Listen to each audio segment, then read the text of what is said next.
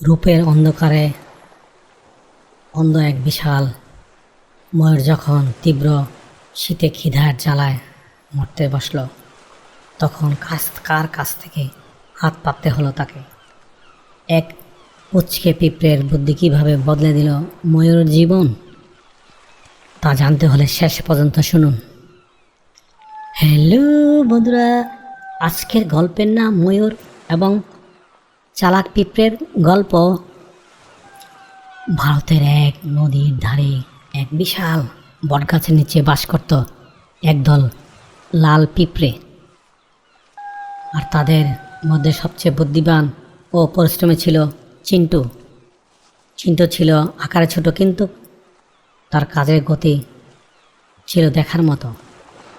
তখন ছিল শরৎকাল, চারিদিকে খাবারের অভাব নেই, কিন্তু চিন্টু জানত কয়েক মাস পরেই আসবে তীব্র শীত আর বর্ষা। তখন বন বরফে বা আদা জলে ঢেকে যাবে, ঘর থেকে বের হওয়ার অসম্ভব হয়ে পড়বে।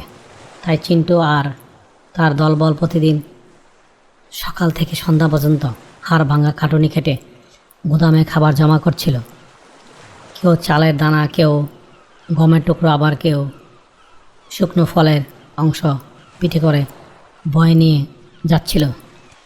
একদিন নীলকণ্ঠ এক গাছের ডালে বসেছিল ময়ূর। সে নিজের পেখম পরিষ্কার করছিল। হঠাৎ তার নজর চলে গেল মাটির উপর সারিবদ্ধভাবে হেঁটে যাওয়া পিঁপড়েদের দিকে। চিন্টু তখন নিজের শরীরের চেয়ে 3 গুণ বড় একটা দানা পিঠে নিয়ে হেলে দুলে যাচ্ছিল। এটা দেখে ময়ূর নীলকণ্ঠ হো করে হেসে উঠল এবং বলল, এই যে পিঁপড়ে, তুমি তো বড্ড পিচ্ছি। প্রতিদিন দেখি তোমরা এই ধুলোবালের মধ্যে মুখ গুজে কি যেন টেনে নিয়ে যাও। জীবনটাকে উপভোগ করতে শিখো। আমার মতো সুন্দর পেখম মেলে নাচতে পারো না? প্রকৃতির এই আনন্দ ছেড়ে তোমরা কেন এই দাসত্ব করছো? তোমাদের জীবনটাই বৃথা। চিন্টু তার পিঠের বোঝাটা মাটিতে নামালো, কপালের ঘাম মুছে শান্ত চোখে ময়ূরের দিকে তাকালো। সে কিন্তু রেগে গেল না, মুচকি হেসে বলল, ময়ূর ভাই, তোমার রূপ সত্যিই অতুলনীয়। তোমার নাচ দেখলে চোখ জড়িয়ে যায়, কিন্তু রূপ নিয়ে তো পেট ভরে না। এখন শরৎকাল, চারিদিকে প্রচুর খাবার, কিন্তু শীত যখন আসবে তখন এই রূপ তোমাকে বাঁচিয়ে রাখতে পারবে না। আমরা ভবিষ্যতের জন্য খাবার জমা করি, যাতে কষ্টের দিনে আমাদের না খেয়ে মরতে হয়। তুমিও পারলে কিছু খাবার গুছিয়ে রেখো। নীলকণ্ঠী ময়ূর উদাসীনভাবে ডানা ঝাপটে বলল, হ্যাঁ হ্যাঁ হ্যাঁ হ্যাঁ হ্যাঁ, আমায় জ্ঞান দিচ্ছ? আমি বনের রাজা সদৃশ ময়ূর। আমার খাবারের অভাব কোনোদিন হবে না। তোদের মতো ক্ষুদ্র প্রাণীরাই শুধু সারা জীবন খেটে মরে, সময় কারোর জন্য থেমে থাকে না। দেখতে দেখতে দিন কেটে গেল এবং শরৎকাল শেষ হয়ে বনের উপর নেমে এলো তীব্র শীতের প্রকট। হিমালয় থেকে আসা ঠান্ডা বাতাস পুরো রূপনগর জঙ্গলকে কাঁপিয়ে তুলল। গাছের সবুজ পাতাগুলো শুকিয়ে ঝরে গেল, চারিদিকে মাঠ ঘাট ধূসর আর বরফাকৃতি হয়ে পড়ল। বনের সমস্ত ফুল ফল 1 সপ্তাহের মধ্যে গায়েব হয়ে গেল। এদিকে পশু পাখিরাও যে যার মতো নিজের বাসায় লুকিয়ে পড়ল। বনের মিষ্টি পরিবেশ যেন এক নিস্তব্ধ মরুভূমিতে পরিণত হলো।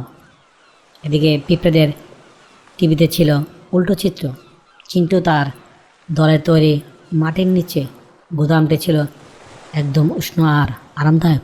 সেখানে বস্তায় বস্তায় চাল, গম আর মিষ্টি দানা জমা ছিল। তাদের বাইরে বের হওয়ার কোনো দরকার নেই। তারা সবাই মনের সুখে গল্প করছিল, গান গাইছিল আর পেট পুরে খাবার খাচ্ছিল। কিন্তু বাইরে নীলকণ্ঠী ময়ূর অবস্থা ছিল শোচনীয়। তীব্র ঠান্ডায় তার গায়ের সমস্ত রঙিন পালক চুষকে হয়ে গিয়েছে। অহংকারী ময়ূরটি খিদে জ্বালায় ছটপট ছটপট করছিল। সে বনের এই মাথা থেকে ও মাথা ঘুরে বেড়ালো, কিন্তু একটা শুকনো ঘাসের দানাও খুঁজে পেল না। গাছের কোটরে বা পাতার আড়ালে কোনো খাবার অবশিষ্ট ছিল না। নীলকণ্ঠী কাঁপতে কাঁপতে বলছিল, ও ও ও ও কি তীব্র ঠান্ডা রে! আমার পেট খিদায় জ্বালায় ফেটে যাচ্ছে।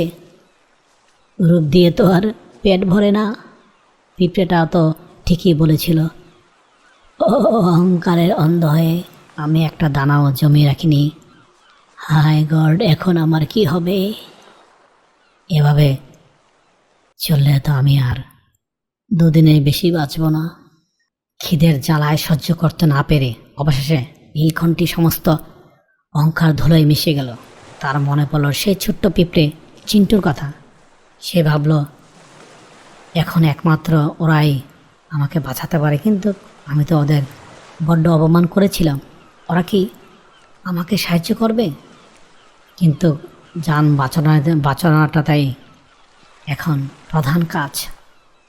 তাই সে গুটি গুটি পায়ে কাঁপতে কাঁপতে সেই বটগাছের নিচে পিঁপড়েদের ডিবির সামনে গিয়ে হাজির হলো। সে ডিবির মুখে মুখ নামিয়ে খুব দুর্বল গলায় ডাকল, চিন্টু ভাই, এ চিন্টু ভাই, এ চিন্টু ভাই, এ চিন্টু ভাই, তোমরা কি ভেতরে আছো? দয়া করে একটু বাইরে আসবে? পিঁপড়েদের প্রহরী চিন্টুকে গিয়ে খবর দিল যে বাইরে অহংকারী ময়ূর দাঁড়িয়ে আছে। চিন্টু ডিবির মুখ থেকে মাথা বের করে দেখল সেই রাজকীয় ময়ূরের আজ কি করুণ দশা। পালকগুলোয় ধুলো মাখা, চোখ দুটো কোটরে গিয়ে ঠেকেছে, আর শরীরটা ঠান্ডায় কাঁপছে। চিন্টু বলল, কি ব্যাপার ময়ূর ভাই? এই তীব্র শীতে তুমি বাইরে কেন? তোমার সেই রাজকীয় নাচ আর দেখাচ্ছ না কেন? নীলকণ্ঠী লজ্জায় মাথা নিচু করে চোখে জল নিয়ে বলল, আমাকে আর লজ্জা দিও না চিন্টু ভাই। আমি খুব বড় ভুল করেছি। সৌন্দর্যের অহংকারে আমি অন্ধ হয়ে গিয়েছিলাম।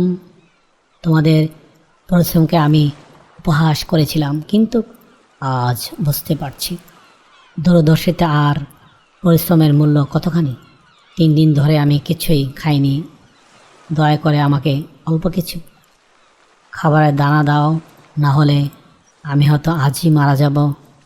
আমি প্রমিস করে বলছি, আমি আর কোনো দিন অহংকার করব না। চিন্টু ছিল সত্যি অত্যন্ত বুদ্ধিমান। সে জানতো কাউকে সহজে সাহায্য করলে সে তার আসল মূল্য বোঝে না। তাছাড়া পিঁপড়েদের জমানো খাবার তাদের নিজেদের পুরো শীতকালের জন্য জমা রাখতে হবে। এক বিশাল ময়ূরকে খাওয়াতে গেলে তাদের গুদাম ফাঁকা হয়ে যাবে। কিন্তু একটু ভাবলো, তারপর বলল, ময়ূর ভাই, আমরা পিঁপড়েরা বড্ড ছোট্ট প্রাণী। আমাদের জমানো খাবার খুব সামান্য। তা দিয়ে তোমার কিছুই হবে না, যা দিয়ে আমাদের নিজেদের টেনে চলতে হবে। তবে বনের একজন প্রতিবেশী হিসাবে তোমাকে আমি না খেয়ে মারতে দেব না। আমি তোমাকে খাবার দেব, কিন্তু তার বদলে তোমাকে একটা কাজ করতে হবে। নীলকণ্ঠী আগ্রহ সহকারে বলল, কি কাজ চিন্টু ভাই? তোমার আজ যা বলবে আমি তাই করতে রাজি আছি। সত্য হলো, এই পুরো শীতকালে তুমি আমাদের ডিবির ঠিক উপরে বসে থাকবে। তীব্র ঠান্ডায় অনেক বড় বড় শিকারি পাখি বা ইঁদুর আমাদের ডিবি আক্রমণ করতে চায়। তুমি আকারে অনেক বড়, তাই তুমি এখানে বসে আমাদের নিরাপত্তা দিবে। আর যখন আবহাওয়া একটু ভালো হবে, তোমার ওই সৌন্দর্য পেখম মেলে আমাদের বিনোদনের জন্য একটু নাচ দেখাবে। রাজি? নীলকণ্ঠী বুঝল, আরে এটা তো কোনো কঠিন কাজ নয়, বরং তার ভুলের প্রায়শ্চিত্ত করার জন্য এক দারুণ সুযোগ। সে আনন্দে রাজি হয়ে গেল। নীলকণ্ঠী বলল, আমি রাজি চিন্টু ভাই, আজ থেকে আমি তোমাদের এই ঘরের পাহারাদার হয়ে থাকব। চুক্তি অনুসারে চিন্টু ভেতর থেকে বেশ কিছু খাবার নিয়ে আসলো। সেখানে চাল আর গমের দানা এনে ময়ূরের সামনে দিল। ক্ষুধার্ত ময়ূরটি নিমেষেই সেগুলো খেয়ে প্রাণ ফিরে পেল। এরপর থেকে প্রতিদিন ময়ূরটি সেই বটগাছের নিচে বসে পিঁপড়েদের বাসা পাহারা দিত। কোনো বাজ পাখি বা শত্রুর ছায়া দেখলে সে জোরে চিৎকার করে পিঁপড়েদের সাবধান করে দিত।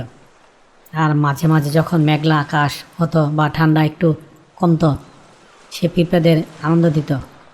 তার অহংকারীন সুন্দর পেখম মেলে নাচ দেখে, আর পিঁপড়েরা সারিবদ্ধভাবে দাঁড়িয়ে সেই নাচ দেখত আর হাততালি দিত। এদিকে দেখতে দেখতে কষ্টের শীতকাল শেষ হলো। রূপনগরের জঙ্গলে আবারও ফিরে এলো রঙিন বসন্ত। গাছে গাছে নতুন পাতা গজালো, ফুল ফল ফুটলো, আর চারিদিকে আবার খাবারে ভরে গেল। ময়ূর নীলকণ্ঠী এখন সম্পূর্ণ মুক্ত। সে চাইলে আগের মতো অহংকার হয়ে বনে ঘুরে বেড়াতে পারত, কিন্তু এই শীতকাল তাকে জীবনে সবচেয়ে বড় শিক্ষাটি দিয়েছে। সে তার উপরে অহংকার পুরোপুরি ত্যাগ করলো। এখন সে বনের প্রতিটি পশু পাখিকে সম্মান করতে শিখেছে। বিশেষ করে চিন্টু ও তার পিঁপড়ে দলের সাথে নীলকণ্ঠীর এক গভীর এবং চিরস্থায়ী বন্ধুত্ব তৈরি হয়ে গেল। এখন বনে সবাই নীলকণ্ঠীকে শুধু তার রূপের জন্য নয়, তার ভালো ব্যবহার এবং বিনম্র সবার জন্য ভালোবাসে। আজকের এই গল্পের নীতিশিক্ষা হলো, রূপ বা সম্পদ চিরস্থায়ী নয়। আজ আছে তা কাল নেই, কিন্তু পরিশ্রম, দূরদর্শিতা এবং বিনম্র স্বভাব মানুষকে চিরকাল বাঁচিয়ে রাখে। কোনো ছোট বা দুর্বলকে উপহাস করা উচিত নয়, কারণ কঠিন সময়ে সেই ছোট্ট প্রাণীটা বুদ্ধি হয়তো আপনার জীবন বাঁচাতে পারে। হ্যালো বন্ধুরা, আজকের গল্পটি কেমন লাগলো কমেন্টসের মাধ্যমে আবার জানিও। আবারও দেখা হবে অন্য কোনো গল্পে। Thank you for watching. Please subscribe.